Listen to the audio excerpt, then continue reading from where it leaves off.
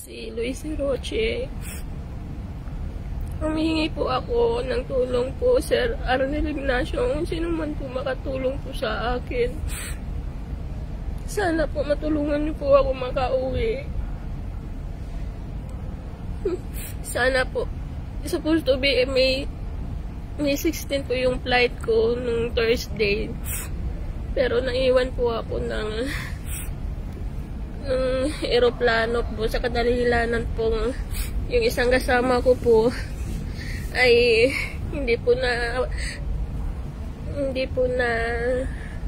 nakapasok sa immigration. Isa po akong repatriation from consulate. Uuwi po akong papilang po yung ang dala. 3 days na po ako dito sa Dubai Airport. Sana po, Sir Arnel, matulungan niyo po ako na makauwi.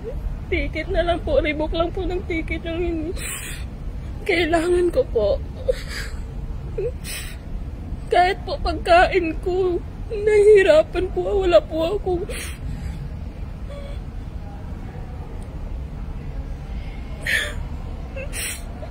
Gusto ko lang po makauwi na po para sa mga anak ko.